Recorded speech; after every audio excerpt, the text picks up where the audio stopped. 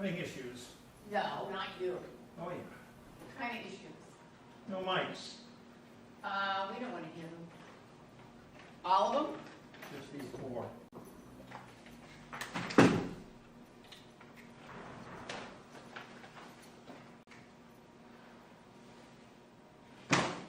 Oh, brother. I feel like I haven't been here in a long time.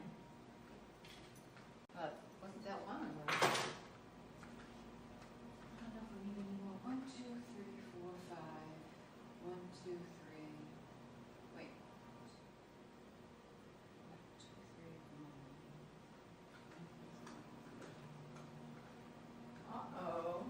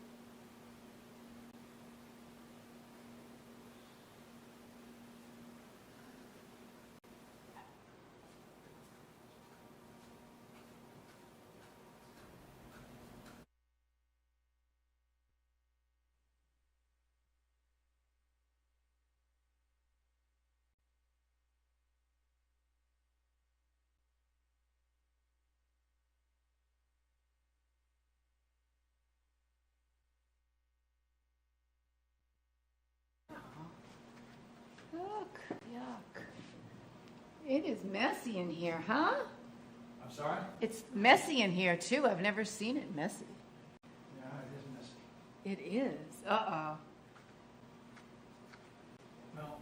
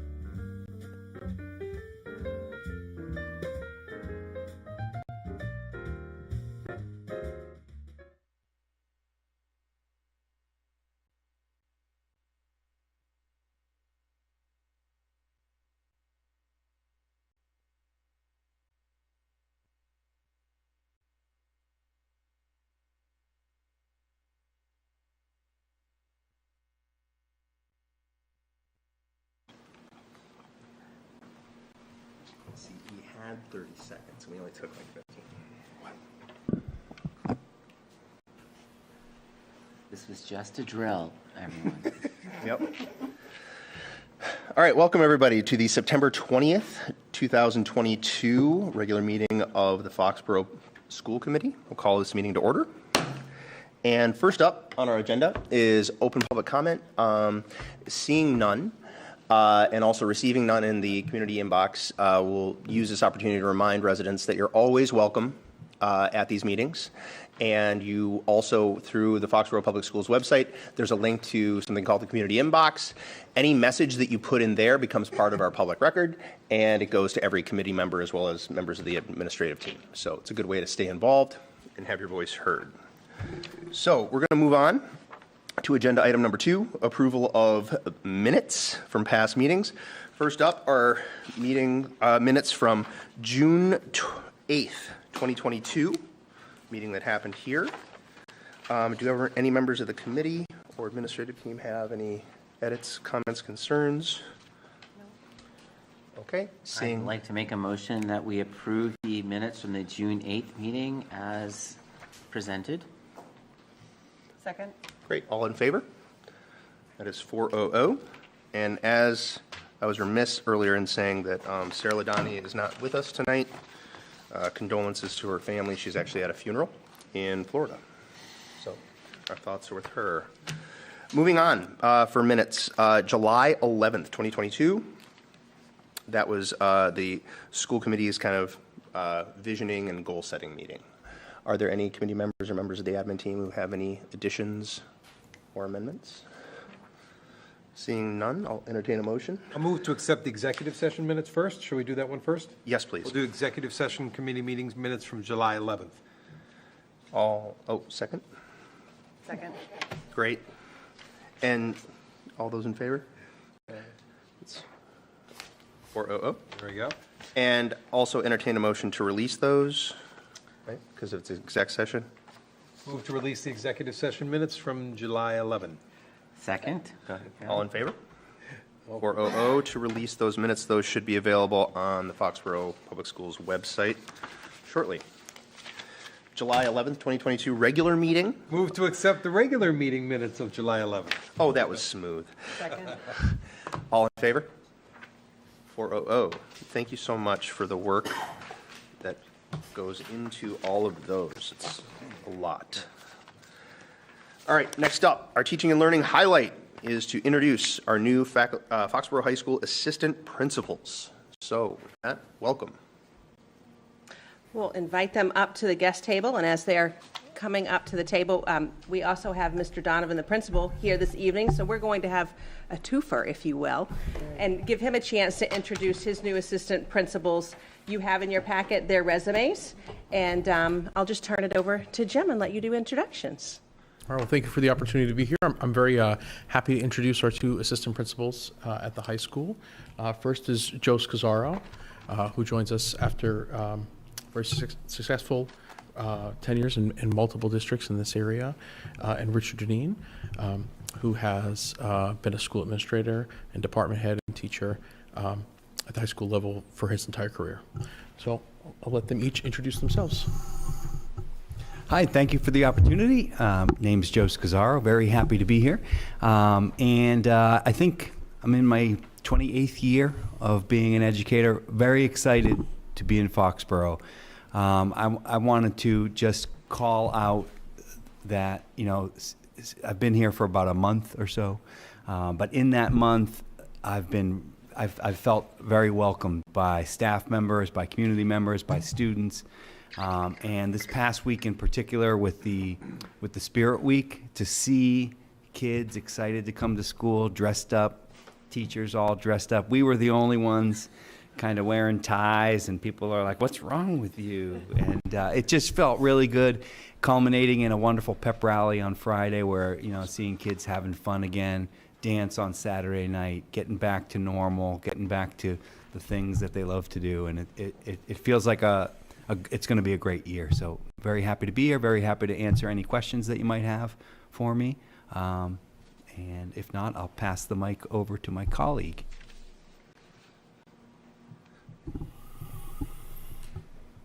Hi, Richard Deneen. Very nice to be here to meet everybody. Yeah, I've been in Foxboro now for a couple weeks, but the welcome that I have received at the high school particularly has been wonderful. The students are great. The staff are wonderful as well. The support staff is wonderful. So, when I first I got this job, I posted on my Facebook account. I was just so pumped to start this job, and I'm still pumped. I wake up in the morning, I'm like, wow, this is a fantastic job. So, and just to echo what Joe said, the Spirit Week was fantastic. Just seeing the kids, after 2 years of COVID and everything like that. The dance went off, great. It just looked like the kids were having a great time. And then the Spanish exchange students as well being there. I'm actually going on a field trip to Harvard Square tomorrow. I'm driving the van into Boston, so no big deal. Yes, it's so far so good. Joe and I, and also Jim, just kind of focusing on building relationships with the kids primarily and with staff. So we're going to have a great year. Thank you. Any questions from members of the committee? Yeah, I got no questions. I want to welcome you to Foxboro. It's just so great to have you. It's great to have your enthusiasm and your interest in the students and the faculty there too, and also your experience in leadership.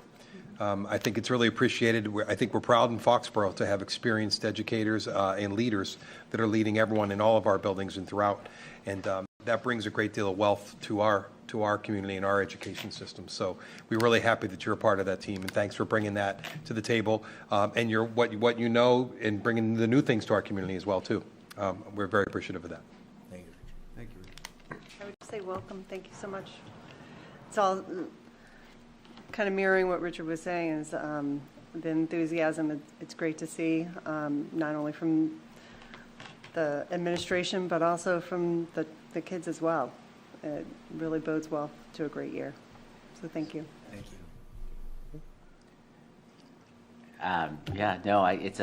There's a lot of changes, so we're really excited that we were able to attract such experienced educational leaders. Thrilled that you guys want to be a part of our schools, and really looking forward to working with you guys over the next few years. So thank you.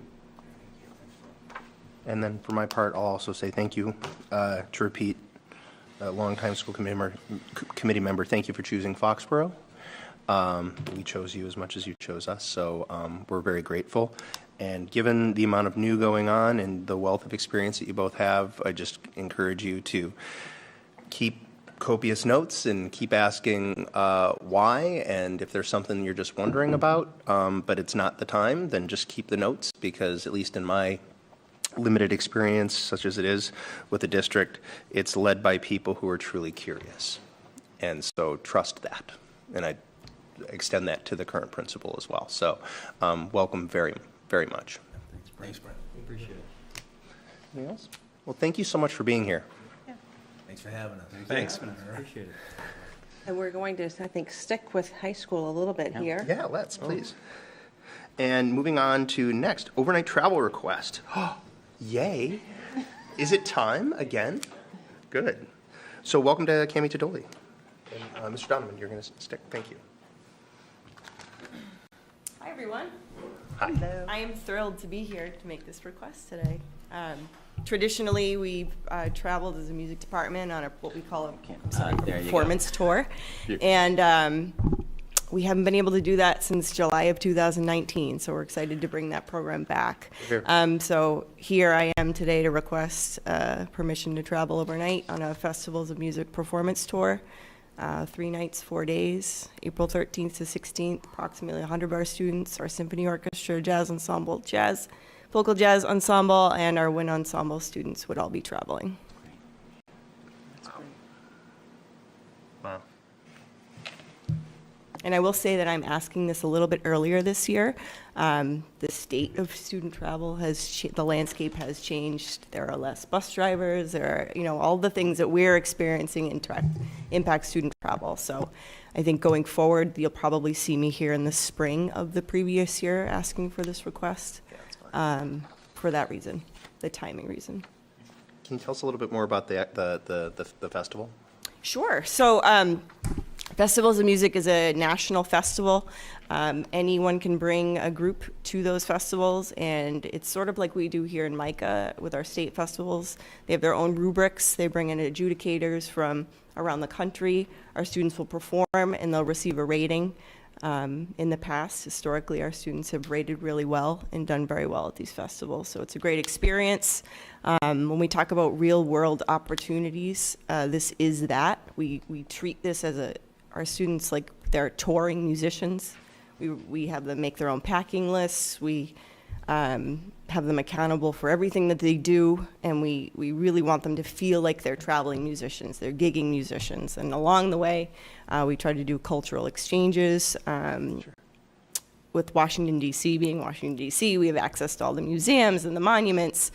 And so there's a lot of learning that goes on as well. So it's, and a little bit of fun, too. Nice. I know it's early, too, but if you, for something like this, are you drawing from, is the festival drawing from up and down the eastern seaboard? We've seen people come to these festivals from all over the country. Awesome. Mm-hmm.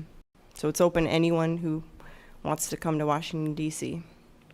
And that's another great thing for the students, too, is they get to hear groups from all over the world, not all over the world, but all over the country. Absolutely. It's a great perspective offering for them. Nice. And then in terms of funding, is it within programs? The students would be paying individually for this. Sure. Okay. So self-sustaining. Mm-hmm. Any questions about the festival or the travel, other than joy that we're doing it? I was going to just thank you for doing it. Here. I'm a fan of travel in general, whether it's music. Obviously, I'm a music travel fan because I'm a former music teacher, so I got that down. But the whole travel thing is just, as you've said well, it's just the experience of the kids going away. I think there are intangibles that happen that we probably don't always articulate as much. The freshman who goes on their first trip in their life away from their parents, right? Or for that matter, a senior or junior. I guess I shouldn't just say freshman, but it seems to me the younger students, because many students get a couple trips in the music department, right? We do. Yeah, like 2 or 3. So anyways, I just think it's a great opportunity for student travel. And then the other piece about the music trips, which I know having watched the trips, is that they are really centered around education, not just the Festival of Music, which is a great education in itself, but I know that the trips involve usually visiting schools and things. One of the schools they visited was a person I went to high school with down in Virginia area. So I just know it's all the real thing. So the success of our music program is because of opportunities like this. The success of our music program is because they get out and perform, and they learn how to perform and travel together and gig together, and that's what we do. And those are really all critical building blocks. We really just don't take each one by themselves, do we? It's the whole package, right? And so we need each of these. So thanks for doing the travel, and thanks to anyone that does travel, because I think it's a great opportunity for kids. Thank you for your support. I'd just like to make a motion that we approve this travel. I don't know if we approve this specific trip, right? That's what we're approving. Yes. So I'd like to make a motion that we approve the travel request for the 2023 Festival of Music in Washington, D.C. in April 13th through 16th. Second. All in favor? Aye. 4-0-0. All right. Thank you. Thank you all very much. Thank you so much. Thank I you know for all the students time are it very takes. excited.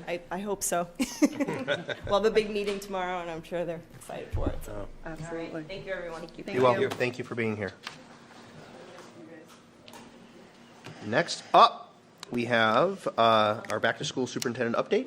Dr. Berdos. All right, so I decided to put a couple of slides together for back to school because it was just so exciting to start this year, and being that it looked different as students arrived, even though it was a rainy first day of school. It was rainy, but that did not, we still had plenty of sunshine and smiles, I will say. But we had a smooth opening. At the last school committee meeting, you heard a lot as far as facility operations and technology and all of those updates. You'll hear some of that reiterated when we get to the plan for success, but I'm not really going to go back to that. Let me just see if I can. We first welcomed our new teachers and staff in August, so there is a shot there of them right before we were going on our bus tour of Foxboro. It's kind of a short tour, but it is one that we have Todd Hazer, who continues to be the MC for that. He took over for Jack Othelette, who used to do that for us for years and years. and big shoes to fill there, but Todd loves it and he does a great job. And as a historian himself, as one of our teachers for social studies at the high school. And so that is actually pretty much the majority of our group. You can see Dr. Burrows, she's there as well, but you can also see in that picture they're very excited to be in Foxboro. And after we welcomed them in 2 days of new teacher orientation, we had 3 days of professional development that started the school year. We started with the kickoff there and with all staff in the auditorium. And thank you, Richard, for stepping in and having words on behalf of the school committee. It was great to see everyone together. Just some of the messages that we spoke to, we're coming back to what we've been talking about when we had Dr. Brown here last year and talking about the backpacks, the one that you can see and the invisible backpack that we all carry too, and really getting to know our students and that relationships matter. And that if you can get their attention, you can teach anything. And the focus really being on students first.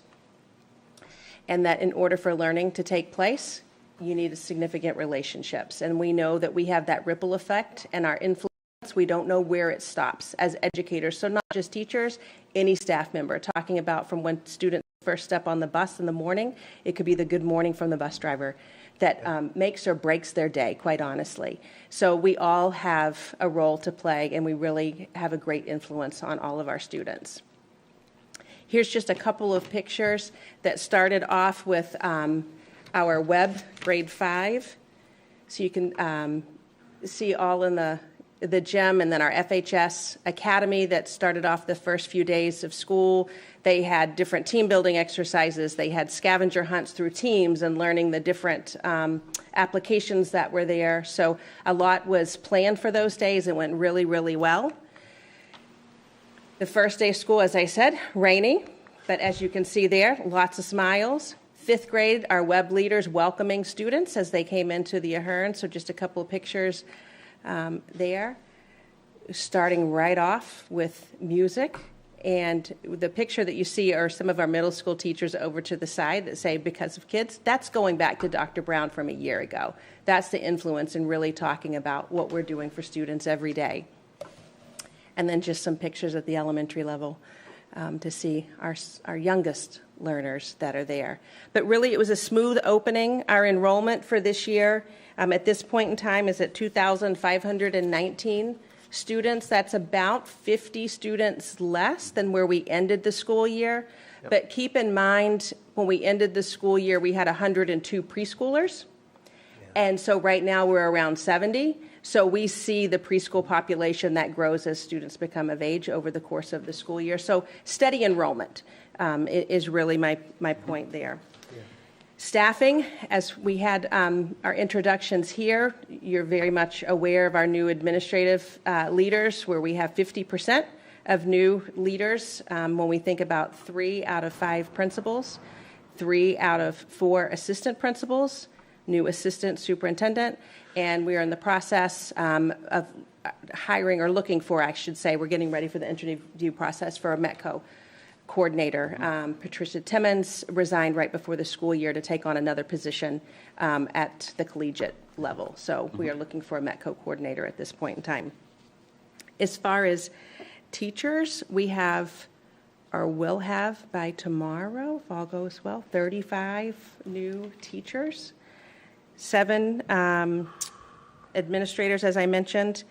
We still have at 7 educational assistants. We still have a number of openings for educational assistants. We actually have 9 openings still at this point in time that we're trying to fill. And those are mostly at the high school and middle school level. We are really, I will just say, in desperate need of bus drivers.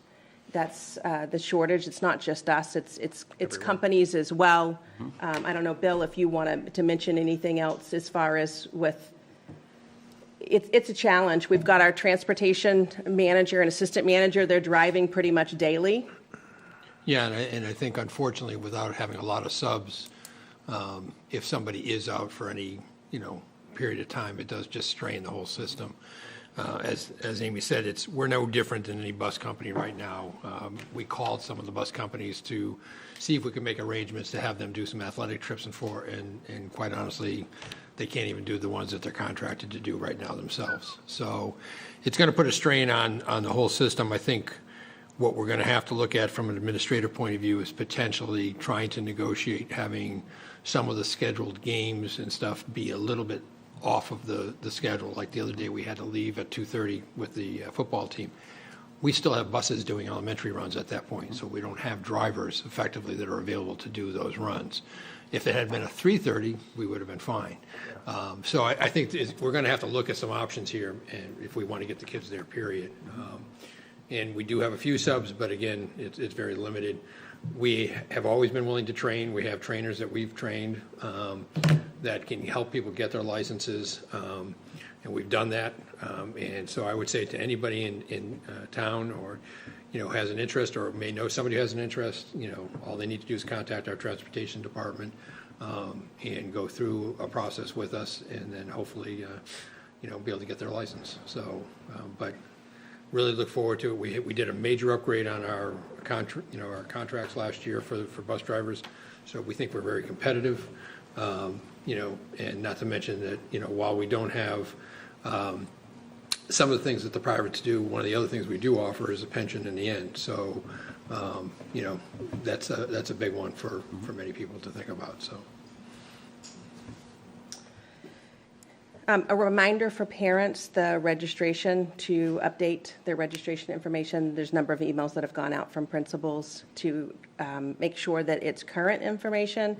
That really is, when we think about emergency contacts, that information is what ends up driving communications that are sent out district-wide, even when we think about like weather alerts, those kinds of things. Many times a parent might say, I didn't receive the call if it were a snow day or something. And it goes back to the updates that are taking place at the beginning of the school year. So principals are sending out reminders for that, but it's just important from a safety standpoint that those are updated. Right. And then also the push to get people for School Messenger, like the app that's available to be able to get those alerts through text messaging. That is something that's really new this year too, and it's very convenient if you have that, because people are used to text alerts in many other, areas of their life. So having that opportunity to download is another great way to get the information. Last week, we had our elementary open houses. So I was able to they're all at the same time, so it makes it hard to get to all of them. But I spent more time at the Burl and the IGO, since we have our new leaders there, and talked with many parents at all three schools. And students were smiling, parents really talked about a smooth opening, and just really heard such wonderful compliments to the teachers and staff and all that they've done to welcome students back to school. So that was exciting. We have our open houses this week at the Ahern, Wednesday, tomorrow, and Thursday. And then we also have at the high school, there will be open house, senior night this week and open house next week, right? Okay. And then our Spanish exchange, they're going to, as we know, we're going to be driving them to Harvard Square tomorrow. And then they have, they've been involved with other trips such as Plymouth Plantation, and they have a busy week this week. As far as some updates under health and wellness, we are really starting the year in a different place than we were last year. We do see COVID cases, just as everyone is around. In talking with the nurses, their concern is more so with the upcoming flu season. Yeah. And so we will be hosting a flu clinic at the IGO, and that's going to take place on October the 18th. And that's in conjunction with CVS, like what we did last year. More information will be sent out through email. But we're going to run as many flu clinics as we can this year, because that's really the worry right now. The past has shown that by having them at the IGO, it's been convenient, and they've been well attended. And the more that we can offer, we continue to have attendance. So we will do that. But the other message that I want to make sure to convey is thank you to our parents. The nurses have said they've done a wonderful job of being communicative. When their students are sick, keeping them home and calling and asking questions. And so they've just said parents have just been great in the phone calls that they've had. You know, some of them are just answering questions, but it's been really smooth. And the last thing under health and wellness that I'd like to mention is something that you'll be hearing more about from the town side. And this is coming out from actually Mark Craig and with public safety, and this is Interface. And it's a system that is going to be through William James College. And it's something that through grant funds that Foxboro was able to join. And it's a referral system for community members, for families, for students, for mental health and wellness. And the important piece is if someone reaches out to seek out a mental health professional, they'll be able to be provided resources. But through William James College, someone will come back and follow up. Mm-hmm. Were you able to get in touch with that person? Were you the resource that was provided? So there's the follow-through piece. Public safety will be involved, being able to hand out information with, therapists or resources, but it's the follow-up piece that's really important. So more information will come as we get closer to October, but just wanted to mention that because that is something that we've been on a waiting list for as a community, and we're going to see that in the month of October. Nice. We know that, many people are navigating still the mental health challenges, and so having counselors where you can make a phone call and have follow-up, that's going to be a really great resource for many. So that's kind of the back to school and updates all wrapped up together. I don't know if you had any questions or comments. Mr. Chair, can I ask a question? Please. Can I ask a bus question again? Could a person be like just an activity bus driver as opposed to a regular route bus driver? Oh, absolutely. And so I'm not sure, maybe people know that, but I was just thinking of it as we were talking. If someone had a shift in their work that allowed them to be available after school for 2 or 3 hours for sport bus trips or something, that could be very valuable to us, right? Yeah, I mean, and we do have quite a few people that do that. To your point, it's a second job type of thing that they could do. So yeah, that's we have a lot of athletic trips. We have night trips for basketball games. We have different things that happen.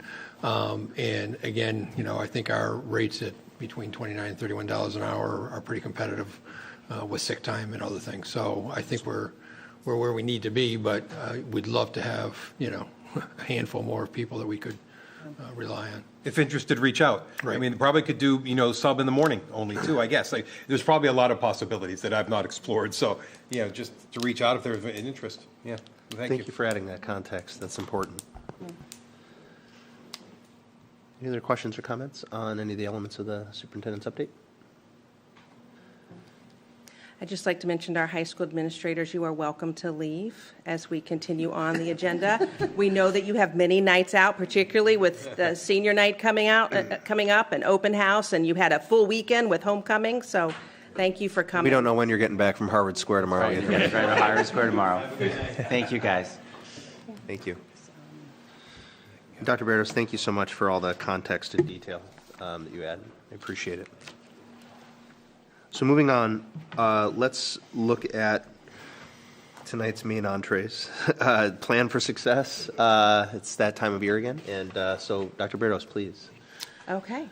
So our plan for success, as you know, is a 4-year plan, and we have these individual action plans to focus on the initiatives that are going to be really the areas for each individual year, and many of them will spill over to each year. Some may be completed or then become an ongoing item. So what we had intended to do this evening was just to go through each of the 4 pillars and kind of highlight what was an initiative last year, what's new to this year, and just do some of those really those 30,000-foot view highlights, spend about 5 minutes on each pillar, and then it's the plan itself is posted on the website after this evening. This action plan, if it has your approval, will be posted as well, and we'll just go through each of them. So the 4 pillars I outlined are facilities and infrastructure, teaching, learning, and pedagogy, well-being, and diversity, equity, and inclusion. Under the area of facilities and infrastructure, we have 3 strategic initiatives with the overall objective being providing a safe, secure, supportive, responsive, and innovative learning environment for all students and staff. So last year, we focused on the first 2 initiatives under facilities and infrastructure, and then we added an additional one this year under the second pillar, teaching, learning, and pedagogy. We focused on 1 initiative. You'll hear us tonight talk about 2 others that were added as a focal point this year. Well-being, focused on 2 last year, added a 3rd initiative, and then under the area of diversity, equity, inclusion, 3 initiatives, and focusing on each of those and more in detail in some areas across those 4 pillars. So as we start off with the first pillar, facilities and infrastructure, again, as a reminder, we had Aaron Heyer and Tony Maselli who talked about the facilities and infrastructure and a lot of the things that took place over the summer that had to do with upgrades. And so when we're thinking about a safe and secure learning environment and one that's being responsive to all students and staff, just as a reminder, some of the things that they talked about at your last meeting was rekeying areas when we think about school security, adding fobs, new doors, thinking about the vestibules, that man trap area when we think about the Ahern and the high school. We're still waiting on materials for the high school vestibule, looking at the addition of cameras at the middle school and high school. Also, barcoding inventory when we think about technology, something to a charger for laptops where we're one-to-one. Those are $50, those chargers. And every single thing being barcoded and inventoried. So if something is found, for instance, someone left their charger in the media center, being able to find who it belongs to. It was really some extraordinary efforts on the technology department, along with all the refurbishing that they did with laptops and even desktop computers throughout the buildings. I will mention, just as those that might be listening at home to parents, for those that bring their laptops home at the upper levels, please do not let them put stickers on their laptops. There was a lot of time spent on removing those. So that is not a good use of time over the summer, and we're reiterating that with students, but I'm just going to do that reminder on behalf of the technology. You can get your own department. case and then decorate the case, Exactly. not a laptop. That would be a great idea. Yes. And then also, too, with technology, migrating everything to the cloud. So when we have all of our network drives, when we think about how teachers are accessing files, all of that was moved to the cloud. So there was a really great amount of work in the area of technology and then safety as well.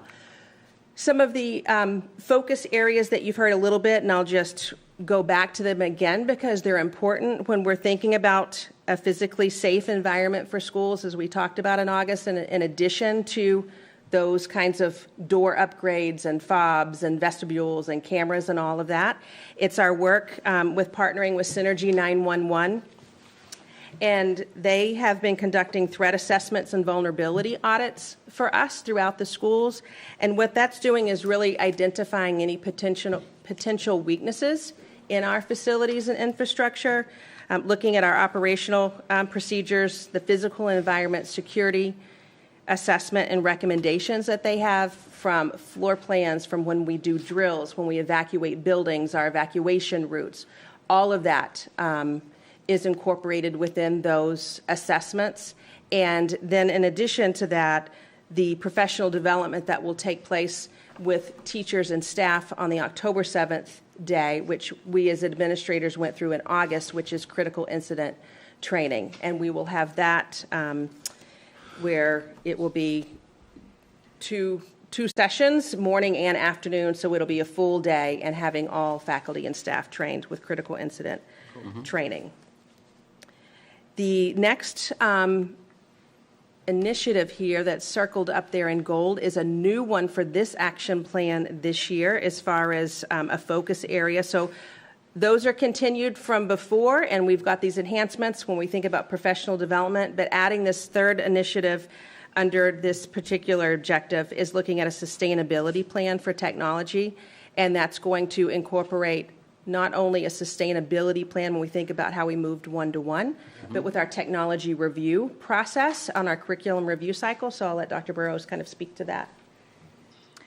Sure. So we are just about to kick off our curriculum review committee work for the year. As you know, we're doing technology curriculum review in addition to a science curriculum review. So the technology piece is going to be co-chaired by myself and Erin Heyer, our director of technology. We're going to be looking at really two different things throughout that review. One of them is aligning our digital learning resources and making sure that all students have access to the right digital learning experiences, and then and aligning the process for how we approve digital learning throughout the district and how we assess the effectiveness of platforms and programs that we may have picked up. We transitioned to a one-to-one learning environment during the pandemic, so we've adopted quite a bit of technology. So this will be a good opportunity for us to take a look at what it is we have purchased and assess, is it doing what we want it to do, and develop some tools and some protocols so that we can have a cleaner process moving forward on how we assess the effectiveness of digital learning. The other piece will be more curriculum focused and looking at the digital learning and computer science standards and making sure that there's vertical continuity in our implementation of those standards and that students have opportunities to engage in digital learning and computer science throughout their K-12 experience. The other piece is the infrastructure piece, if you want to talk a little bit about that. Yeah, I think what we're looking at is, as we said when we did this, basically buying nearly $1 million worth of computer gear and equipment through the COVID grants and process. Typically, we've always bought in cycles, so we would be doing a replacement, of 1/5, 1/5, 1/5. We have started to develop, and part of what this group will do is kind of do a layout on how long certain items can last. So we don't think we'll be replacing all of them in 1 year, but what we really need to do as hopefully an outcome of this review is to develop the longer-term plan on not only the laptop replacement, but also the network that backs up this whole thing. So, many people think that, our systems really are the laptops, but, the wireless, hot points that basically now are aging have to be replaced. Yep. Obviously, we're constantly upgrading and replacing projectors and things of that nature because they have a wear time. But the back room of our two data servers, one's in Foxboro's high school and one's over at the Joint Public Safety, has a tremendous amount of equipment that keeps everything running. And that's, we've been very fortunate, I think, in the past to be able to put together a very high-end system. And it's actually lasted much longer, than what they normally would continue their useful lives. But that's going to compound what the cost is. So we really need to have a well-developed plan as not only what do we have to replace when, but how are we going to do it financially? Because it won't be the same as just replacing a few computers on a 1/5 basis.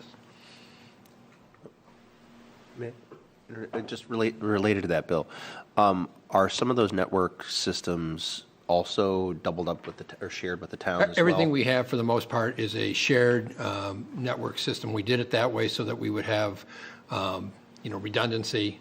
Obviously, we are all on the same financial platforms, but the educational platforms are independent. So we probably push some of the biggest load to the overall networks. And, as you know, we have our own fiber network between all of the buildings in town. And again, we're one of the bigger users with five schools, but we're also sending all of our data between every one of those schools back to the network and pushing it into the servers. Things as simple as the cameras that Dr. Burrows just talked about, we have those, the data stored basically right now on an infinite basis because of the amount of storage we have. Obviously, that won't last forever, but it has helped us when we've had to go back, 4 months or 5 months on something that, someone questioned or had an issue with, that we could actually go back to the building, the time, the location, and find it. But that, again, is all equipment-based. Yes. That's the hardware side of things that can be very expensive. The software side is, we've been doing a pretty good job, I think, adjusting our budget on the licensing and things of that nature. We did have a fairly good size increase this last year, but in a lot of that, to Dr. Barrow's point, was the fact that we brought on a lot of stuff that allowed us to be one-to-one remote. Many of those things may not, or not many, some of those things may not be necessary in the future, but it's going to take a good analysis to say which things do the right job and which things, basically, are not needed based on the way we are now operating back into more of a normal process. If I may, just related to that, I think we had in previous school committee meetings last year talked about you had thankfully brought up the issue of that one-time huge purchase, and if you wouldn't mind just updating us and families, for many of people it may be a reminder on I think we had set up a fund where we can save up for that. Is that going to move forward? Right now, unfortunately, and what we're trying to do is get the state legislators to That's what it is. develop a similar thing to what they have for special ed, which is a stabilization fund. There isn't a stabilization fund accessible right now to school districts that would allow us to put, $50,000, $75,000 a year away, build up a fund to have the money when you need to get into these cycles. And it's really, I think it's going to be more and more communities are going to be pushing for this, so I'm hoping that it will be something that can come to light in the next year or so. But it is really one of those areas where, other than having an agreement with the town, which we've been very fortunate with, I mean, when we get some CIP money, if we know we have a larger acquisition that we're going to have to do, we can piece together a couple years worth of money. In other words, we'll hold back on buying some things and push it to the next year so that we have that bump that gives us the bigger chunk of money. And the town's been good about allowing us to do that. I mean, some towns don't have that kind of cooperation, but they also understand, again, to your point, we're one network, one thing. They benefit when we benefit, and so I think that's been the big positive for both sides. But and the town puts money in too. I mean, this is not just a school side, so they would benefit by having that type of a system set up, that they knew that the long-term prospects of upgrading and different systems when they need to be upgraded is available. Well, thank you for speaking to that. I appreciate it. Okay. So move on to Pillar 2, teaching, learning, and pedagogy. So as you can see, they are maintaining an innovative and developing and implementing a district-wide consistent multi-tiered system of support. You've heard a lot about MTSS in the last year. That's continuing. Obviously, we have a great deal of focus in this area with the DESE MTSS UDL academies that we're in, and that being a focus for this year, continuing in year 2 or year 1, depending on which schools we're speaking about. And I'll turn it over to Dr. Burrows. She can give you a little bit more of the updates there. Sure. So as Dr. Burdos had shared, we do have 4 out of our 5 schools participating in DESE's Inclusive Practices Academy moving into the school year. It's a 3-year academy. So our schools at Igo and Taylor are in year 2 of 3. At Burrell and the Ahern, we're in year 1 of 3. What comes with that is a wealth of resources. Because we had the good fortune of having 2 of our schools participate in that academy this past school year, we're actually ahead of the game with our MTSS structures.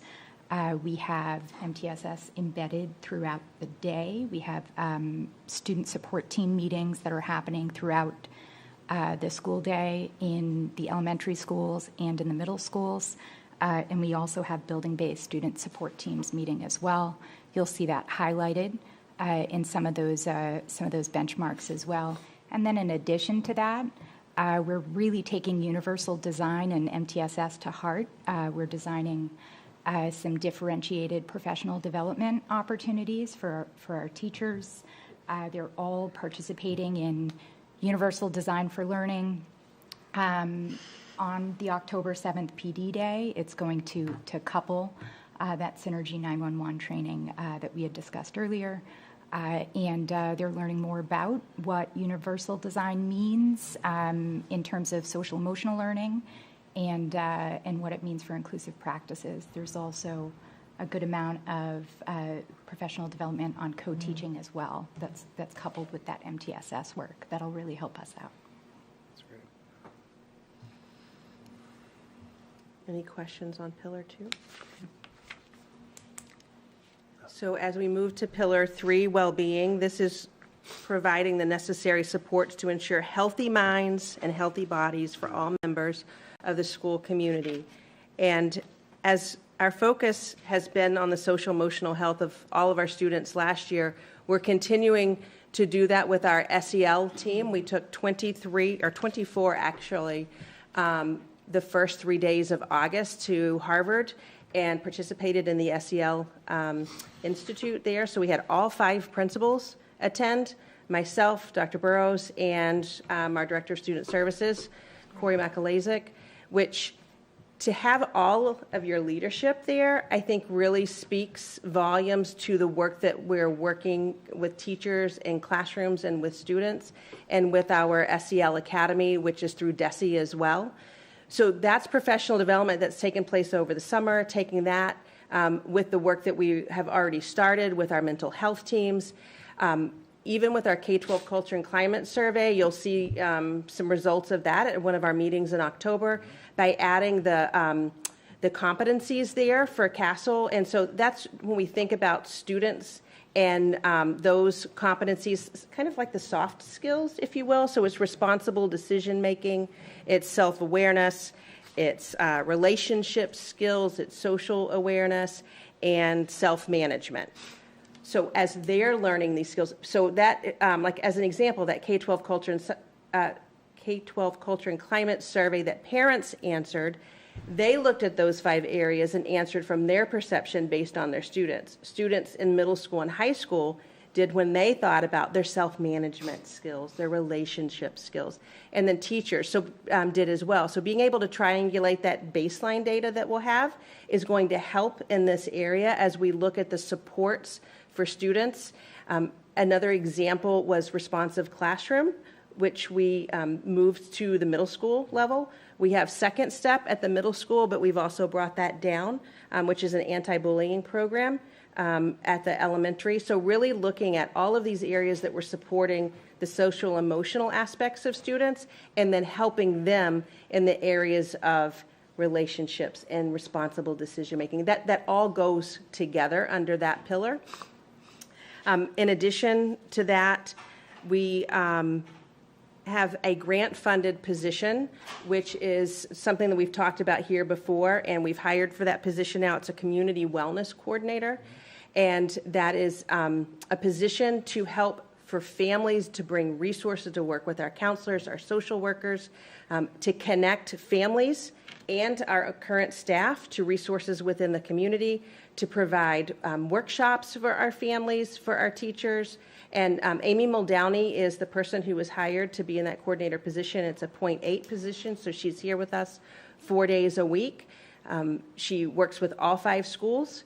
She'll be providing professional development for us with our teachers, in addition to the workshops that she'll be offering for the community and families. So what else did I miss there on that pillar? I would also mention that we are planning on having a family mental health night with John Adelman, Minding Your Mind. That's on October 12th. So we're really making sure that emphasis on student mental health and social emotional learning is heard by our families, and that our teachers are really building that skill set and their own social emotional competencies to be able to support our students in the classroom too. Thank you. Any other questions or comments on Pillar 3 before we move to 4? So on Pillar 4, diversity, equity, and inclusion, this is fostering and strengthening the respect and actions of staff, students, and families to celebrate diversity, ensure equity, and practice universal inclusion. So when we think about this very simplistically, we're talking about a sense of belonging. And we're talking about access for all students. As we look through everything that we do through an equity lens, are we removing barriers for students? Are we providing access to all programs for all students in all areas? And as Dr. Burrows mentioned before with like our curriculum reviews, that's going to be embedded. She'll speak to that a little bit more as far as that equity lens. But our Diversity, Equity, Inclusion Committee, the initiative that you see there that's new this year, ensuring all adults have the skills and knowledge to meet the changing student population, demographics through ongoing professional development by continuing to focus on cultural proficiency and celebrate diversity. What does that look like? And who is going to be doing that work? Those are those last three areas that you see under the process benchmarks there. It's really looking at our data through an inquiry-based approach. Are we providing access to all students? Do we have disproportionality in particular areas when it comes to courses and access to courses? What does it look like as far as our policies and our procedures and really promoting an inclusive environment where everyone feels as though they belong and has access? And then the last one there, looking specifically at our professional development in promoting equity and access, like through co-teaching. And that we have, one of the things that was a great visible reminder of this was at the elementary open houses as an example through co-teaching. Being in the classroom, you had the classroom general education teacher, but in those classes that are co-taught, you also had the special educator. And so if you're a student in those classrooms, your teacher is your teacher. You're not looking at the general education teacher versus the special education teacher. It's the teachers within the classroom and that inclusive environment that is really being provided to students and then providing access to be able to remove barriers for students when we think about curriculum, when we think about programming and courses. And then when we go to the curriculum review, looking at that through an equity lens and really embedding that more so in those reviews. So a layer that we're adding to the curriculum review process this year is an equity assessment. We've been working to develop a tool that allows us, as Dr. Burdos was sharing, allows us to look at curriculum, instruction, assessment, programming, and really make sure that we're providing an education experience where all students have access to resources and all students have the opportunity to be successful in our school district. So that's really going to be a focus moving forward and something that you'll see throughout our curriculum reviews moving forward. We'll be looking at all aspects of curriculum programming through that equity lens. There's a lot of overlap too with MTSS as well when you think about those Funny how that works. pillars.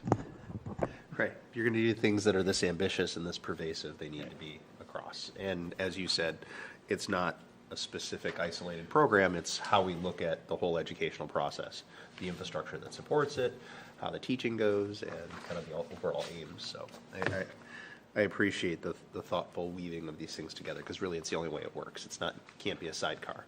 Correct. Folks have any questions? I do. Oh, please, Rob. So I appreciate all the detail. When I look at all of the information that we have tonight, I see there's a lot of stuff scheduled for presentation at the end of the year in June, not middle of the year, I guess, but in June.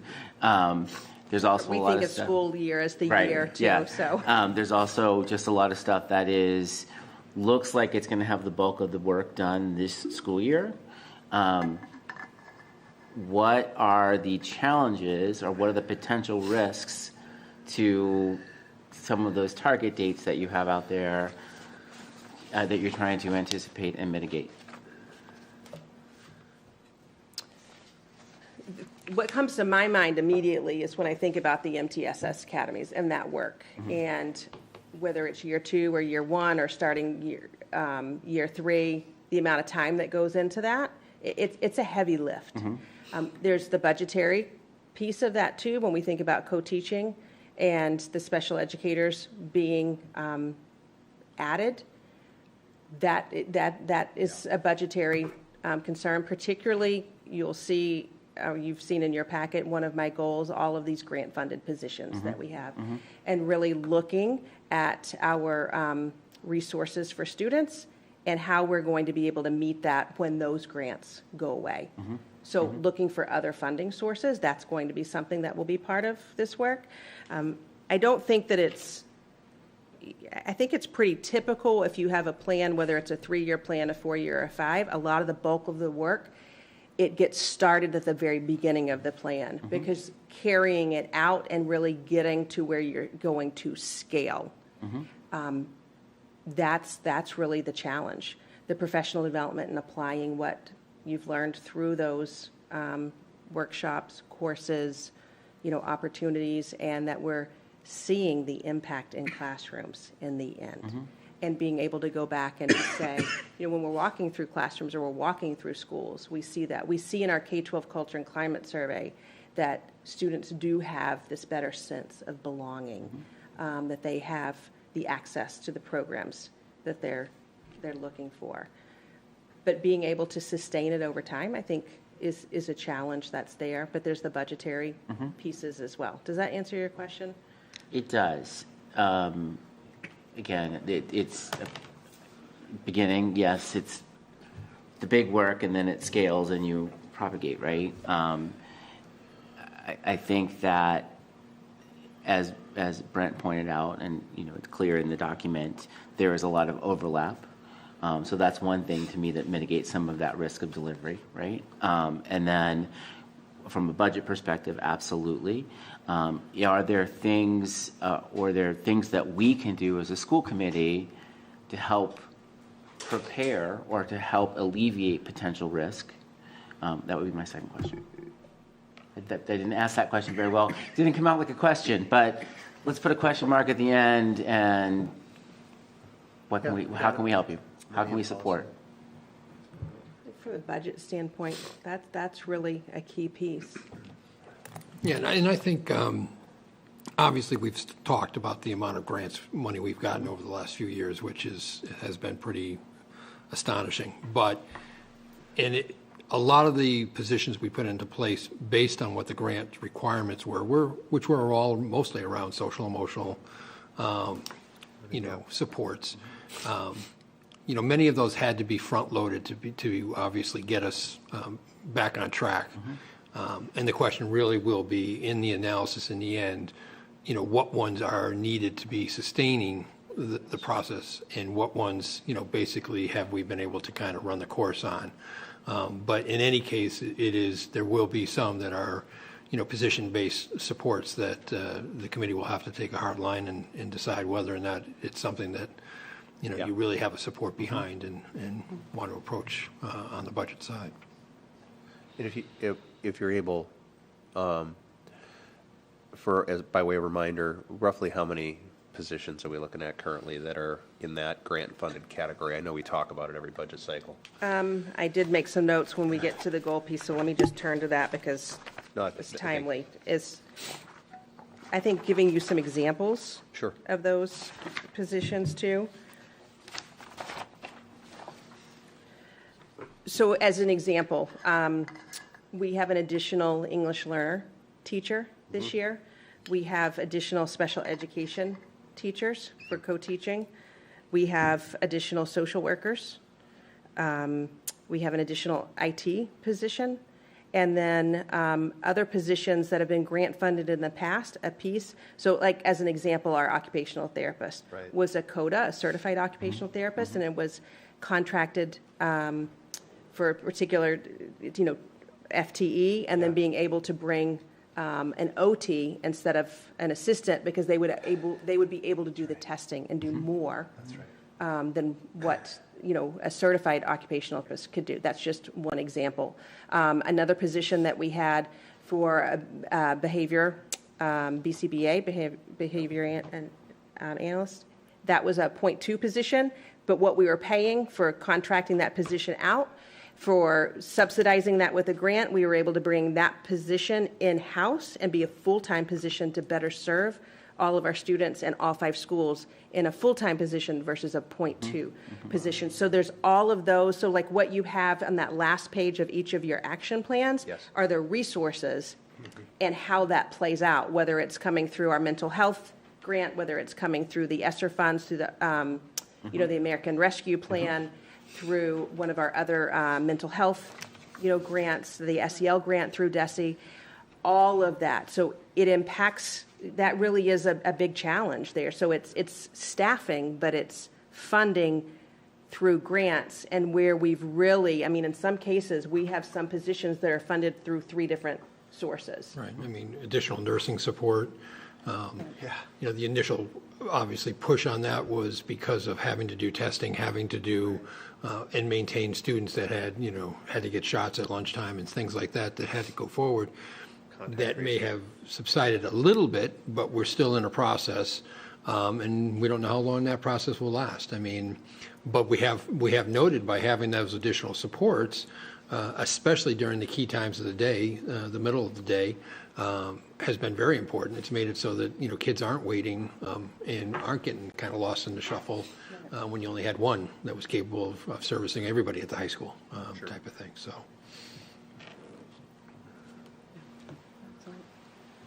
Those are all my questions, so thank you. Other members? I'd like to make a motion then that we approve the action plan for success for 2022-2023 school year as presented. Second. All in favor? It's 400. Carries. Thank you so much for the detail. And for cross-referencing everything. I love that. So, moving along, and very much related to the section we just had, is Dr. Barros's performance goals. So, Superintendent Performance Goals 2022-2023. Dr. Barros. Okay, so just as all of our educators follow the DESE model for the 5-step evaluation process, it begins with a self-assessment and looking at district initiatives, looking at areas of growth for myself, looking at where my time needs to be spent based on district improvement areas, and formulating my goals from that. So that is the first step of that process. The second is actually going through and formulating my goals. And we all have to have a professional practice goal and a student learning goal, and then if you're an administrator, either a school improvement or a district improvement goal. So you're going to see at a minimum 3 goals. My professional practice goal, I don't think it's going to be a surprise to you. When we look at all of the new administrators that we have, just as I'm here to support them for their learning, I will learn and grow from them as well. And so my professional practice goal is to provide targeted and differentiated support for administrators' leadership, growth, and development by identifying large group and individual needs through administrators' self-assessment and their development of their professional practice goals to be measured through evidence and progress towards these goals. So what does this mean? We're looking at 50% of my leadership team is new, and being able to support our 3 new principals, being able to support Dr. Burrows as assistant superintendent, and then indirectly supporting our 3 assistant principals as well, and then collectively our leadership team. I think you could see the enthusiasm here with our high school administration.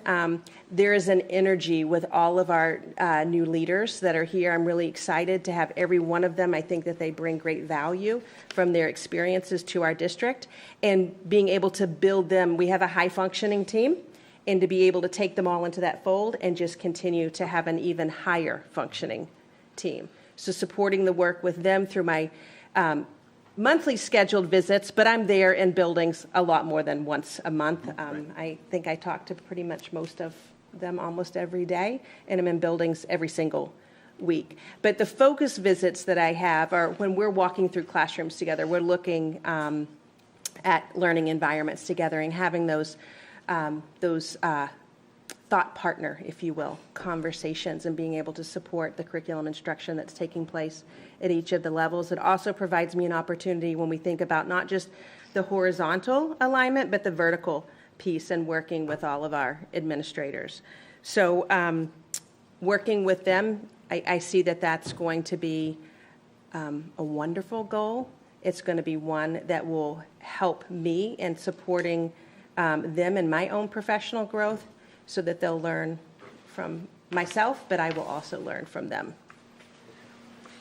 My student learning goal is to work effectively to implement a multi-tiered system of support, MTSS, to ensure equity, access, and inclusivity for all students. This is the same student learning goal from last year. It is not something, we have a 3-year plan, and it does take a lot of work and a lot of support from a lot of different areas when it comes to supporting it from the curriculum side, from the professional development side, and again, through educator evaluation and working with our building leaders as well.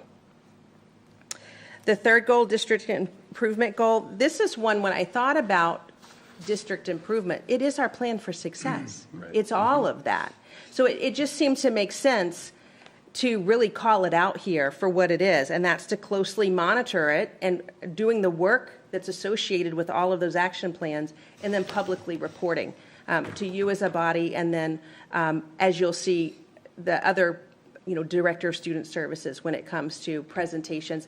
When they're here, I'm working closely with them on those as well, in addition to being parts of these teams and parts of these, committees. So looking at those action plans and bringing them to fruition and reporting at the end of the year, but there's a lot that's reported, Rob, to your point, reported throughout the school year that connects to those plans. And then the last one is what we were just talking about, which is really taking a critical eye to what are our needs and what is our funding, and how do we continue to sustain our programs and our positions when these funding sources do dissolve. So the fourth goal, to review all aspects of staffing and efficiencies across all operations and departments to ensure that the school budget is cost effective and addresses the needs of the district as additional funding assistance from federal and state grants dissolve.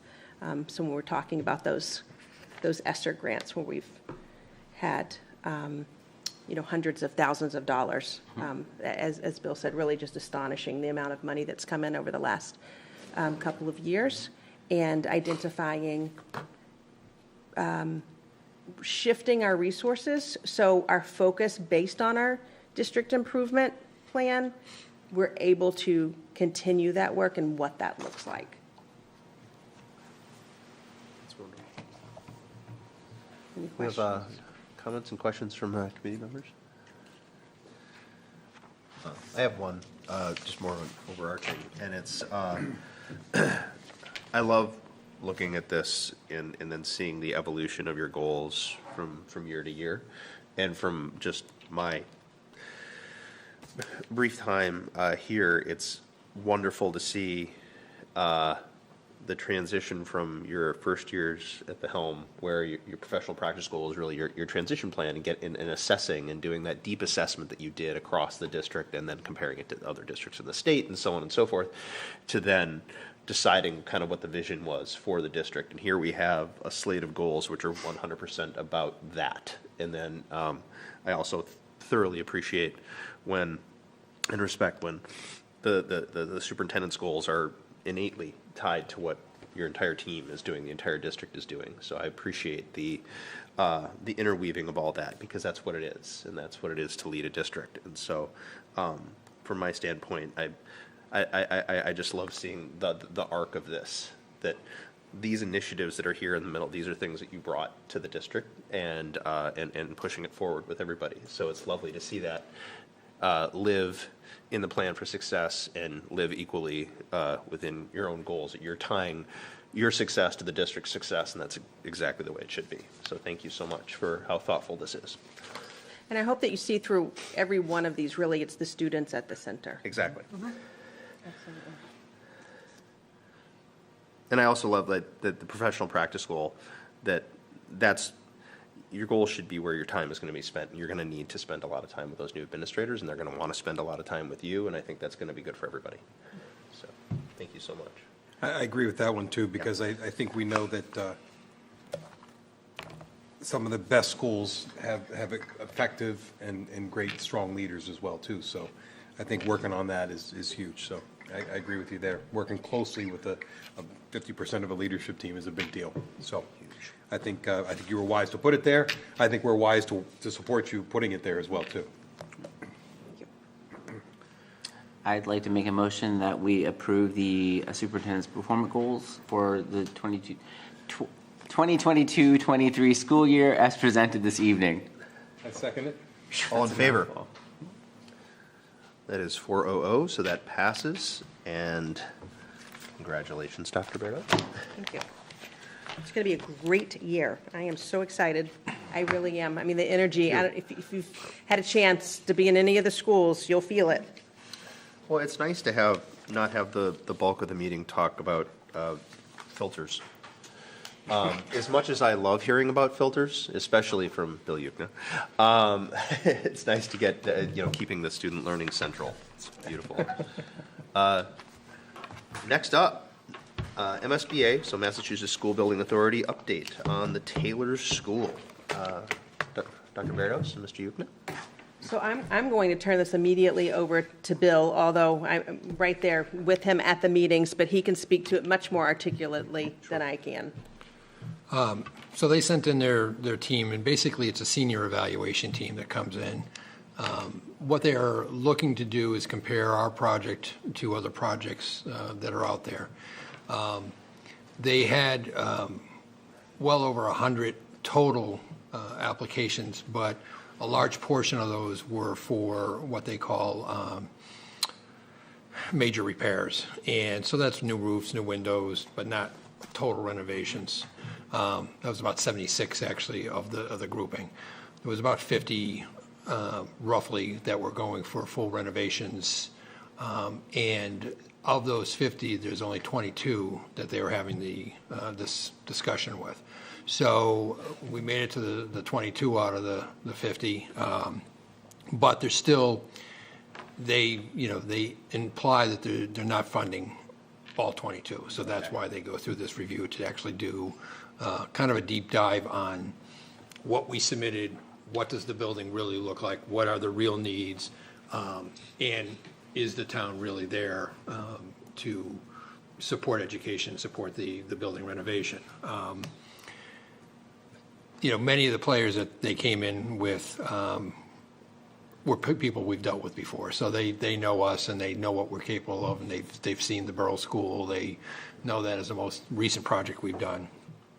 They asked a lot of questions. Obviously, they take the document. They bring in a team of architects. So STV was the group that they hired to do the senior studies. And so they had gone through our whole document and basically created a list of questions that they wanted to have more information on. So we hopefully answered those to the best we could. And then they do a full review, and you walk them through the building and you show them all the spaces and you show them all the concerns. Obviously, one of the biggest concerns there that we highlighted, and I think even they were a little bit surprised, is the design of the building with the cafeteria and gym being attached to classrooms.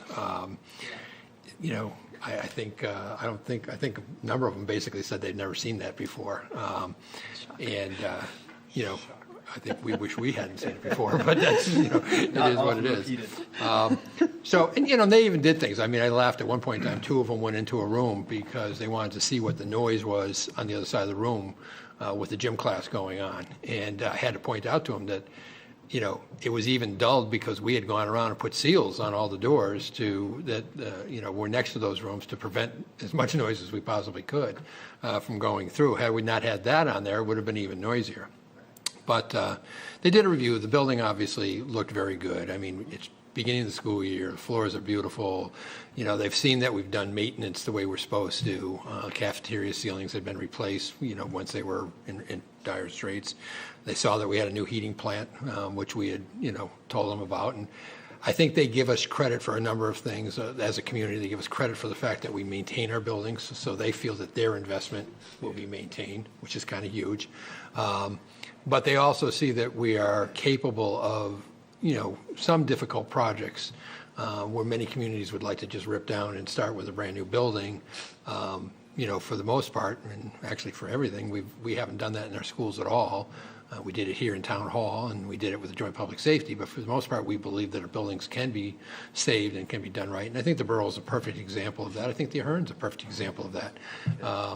So I think we've shown that there's ways to do it and get as much money, into the project to do the project and not just to have a brand-new facility. I'm sure there were many people that were concerned that the borough, were we wasting the money and not, building a new building, but I think now if you see it, I hope you have a different opinion and understand why we felt that the building was strong enough to do it.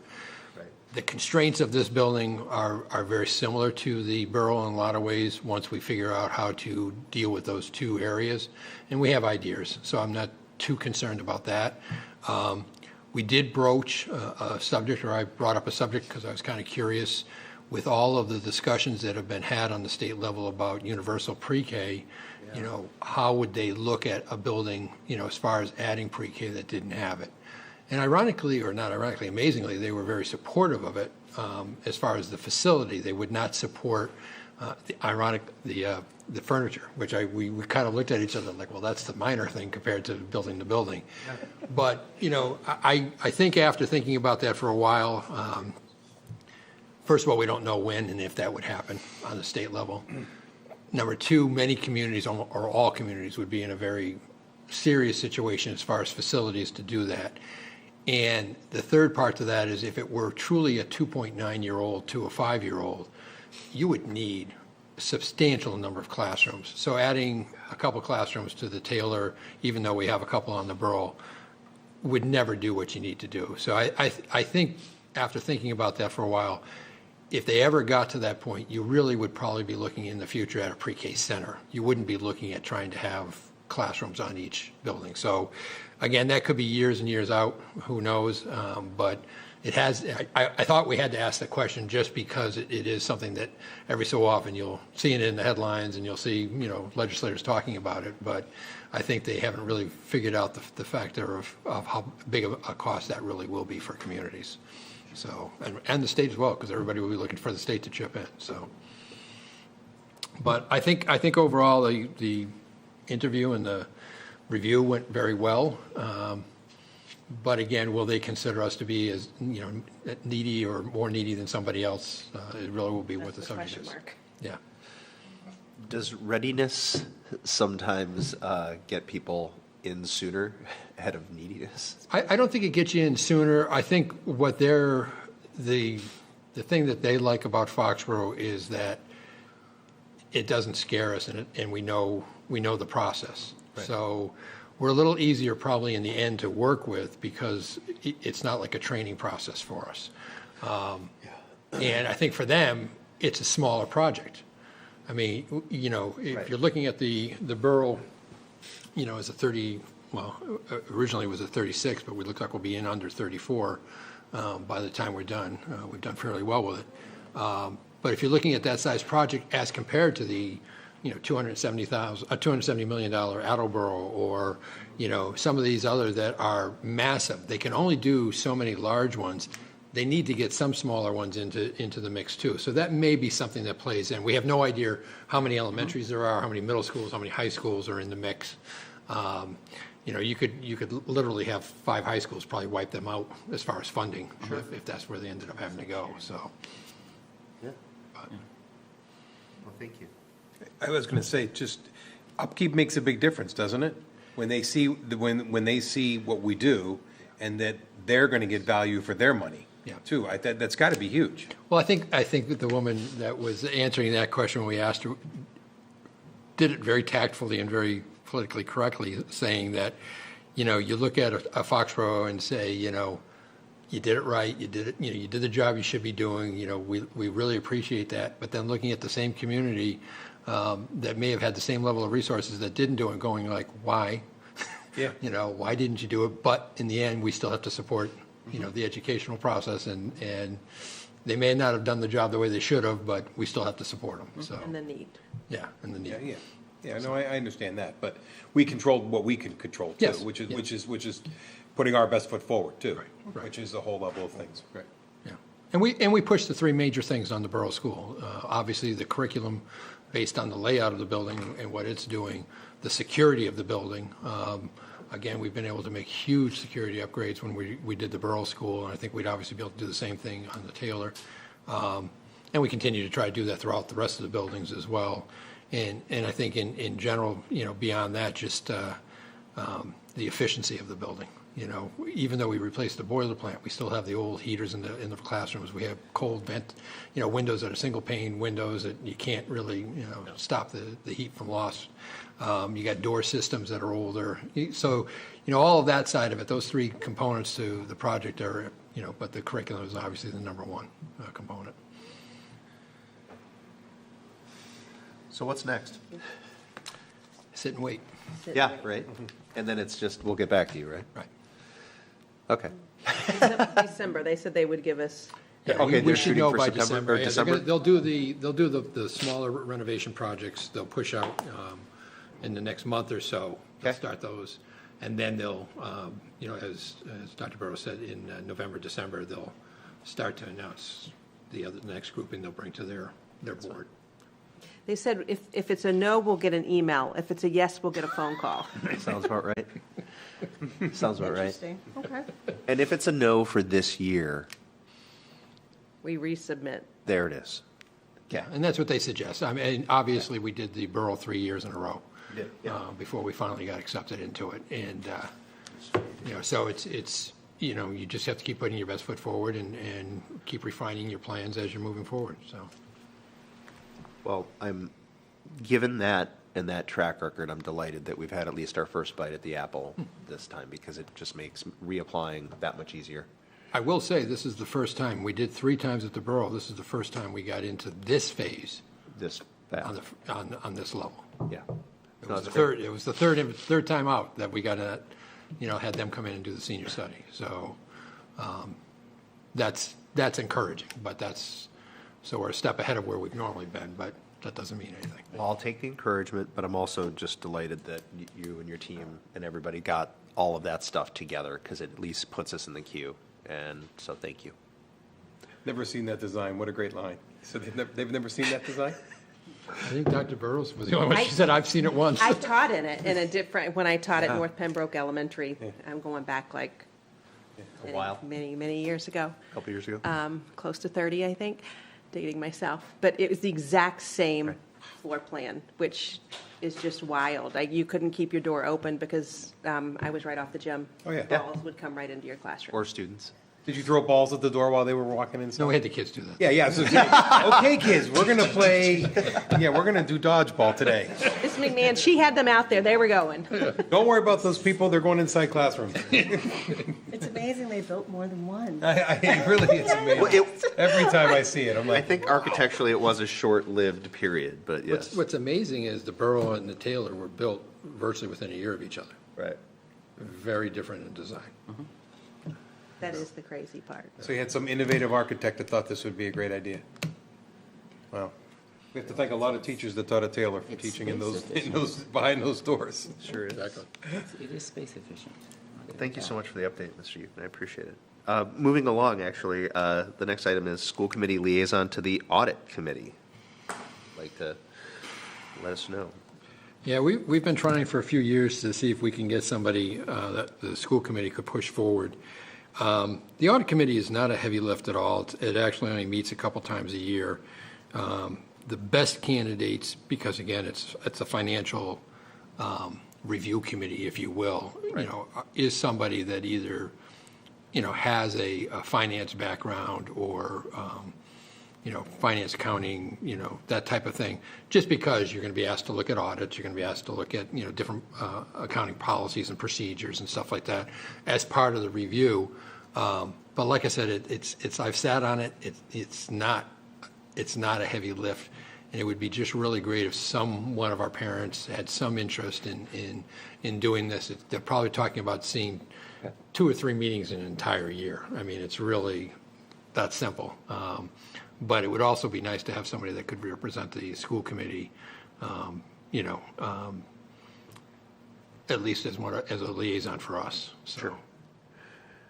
Requirements being resident of the town. yes. And there it is. And Okay. That's like I said, resident, and you know, if they have strength in the finance markets or, you know, accounting, that's, Yeah, I think we have a big fair plus. few in town, yeah, there are a few. so it's worth beating the trees. And you said it's been a while since we had, Right. yeah, and that's a form of civic engagement that we actually really need. So, thank you, Mr. Yukna. When would be, sorry, roughly on that point, is there a general, like, when would they start up? They're actually getting ready to start the review of the audit financials right now, so. Fall, right? Yeah. Okay. They've just completed them, so. That makes sense. It's audit season. It's a audit season. There we go. All right, next up, approval of student activity accounts. Annual. So, similar to past years, you have a list of the accounts that are in each school, the Hearn and the high school. As you note, the high school has the larger group. You set a requirement or a outline previously that the high school can have its checking account have a balance of $25,000 or less to allow for events that come up where we can't wait for the warrant process to go through. A lot of that happens in the springtime when we're doing the proms and the graduations and stuff like that. And on the middle school, we have a max level on the checking account of $20,000. All the money above that goes into the town's agency accounts. And so we just do a warrant process back and forth. We try to run as much as we can through the warrant process to actually pay bills so that it's much cleaner, much more controlled. You can see what the compensation levels are on these clubs. Most of them, if not all of them, are done by teachers. There are a few, I think that might be done by an outside party if there wasn't somebody that was able to or wanting to do it that's on the teaching level. We had basic things like the band and stuff like that, which have been set for quite some time. And then we have other ones that are basically in tiers 1, 2, and 3, based on the amount of time anticipated to be in the teachers, you know, or the Stipends based on the amount of right, time that right, it's. that they're going to you know. actually do that project. So some only run in the fall, some run, you know, year round. So, you know, some might meet once a month, some might meet once a week, you know, that type of thing. And, but, you know, having these different clubs and these different things set up basically allows them to do fundraising, it allows them to do trips, it allows them to do a number of things, but this list needs to be approved by the school committee on an annual basis. Lovely. Are not on an annual basis within the contract. This was new, right? No, the actual, for the the clubs, account. the clubs, yeah, the money there is just to show you basically what we have as a setup in our contracts, but the club itself is what you're approving. Yeah. And that has to be approved annually Sure. for the club to exist. Any questions from committee members?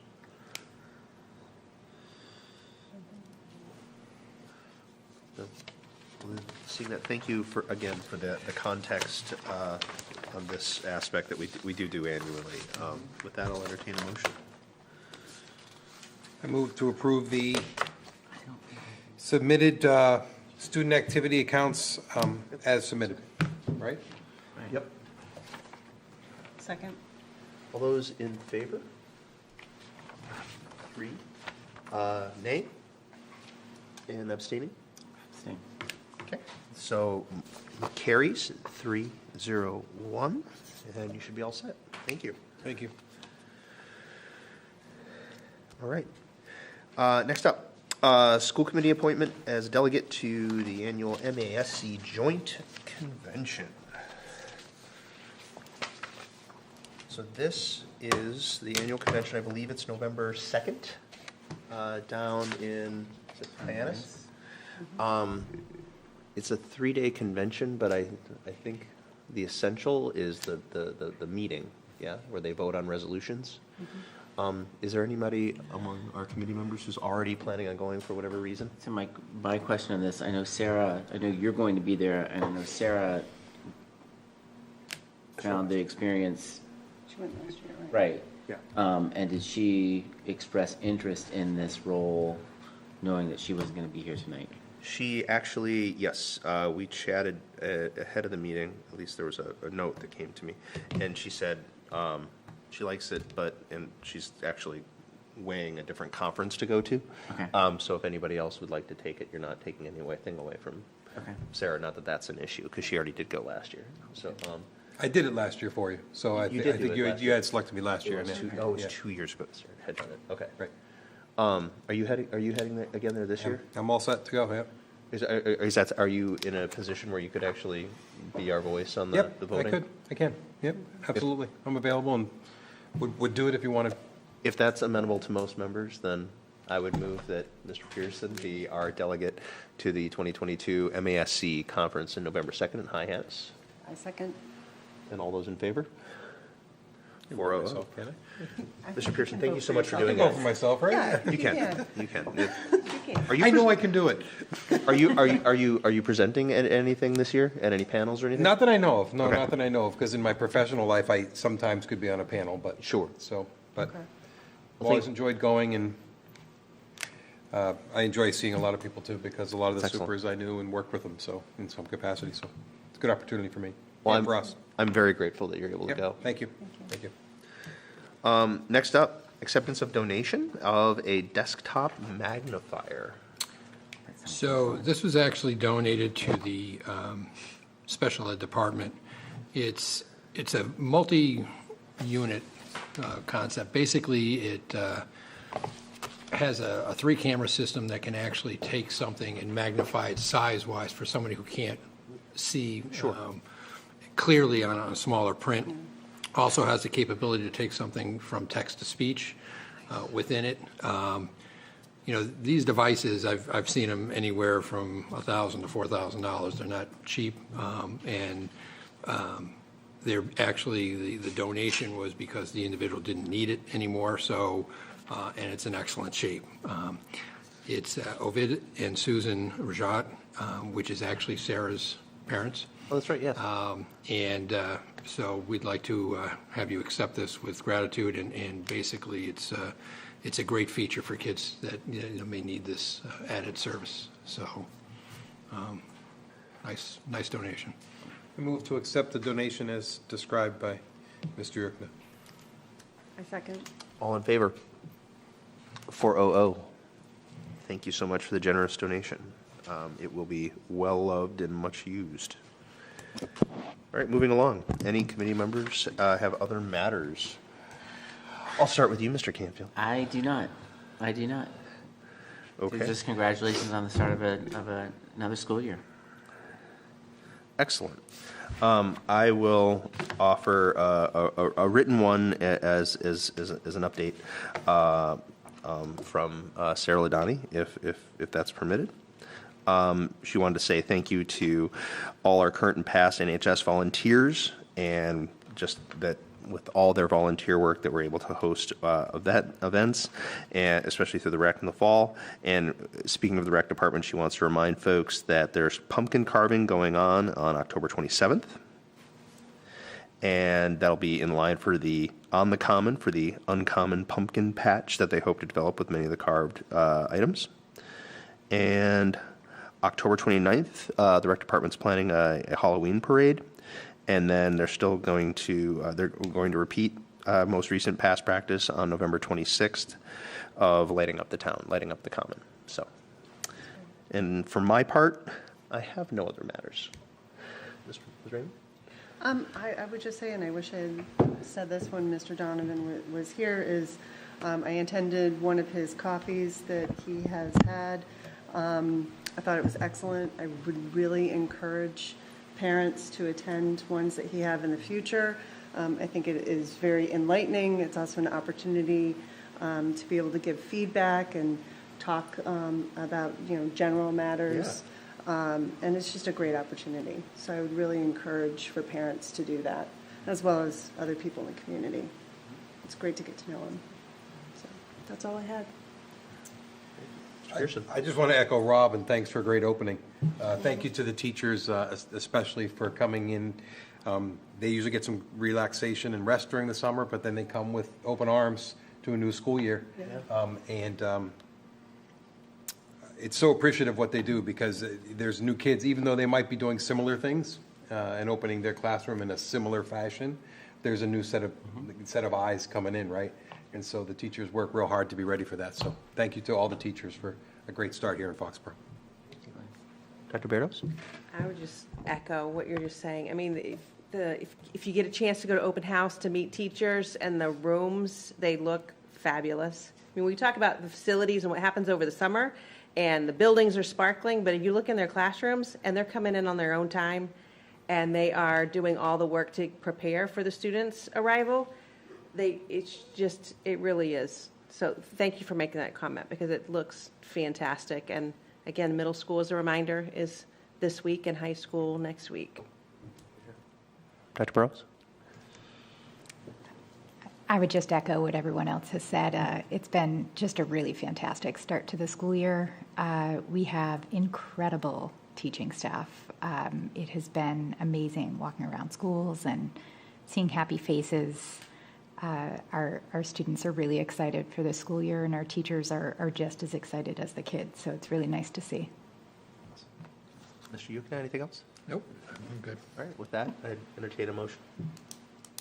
Move to adjourn. A second. All in favor?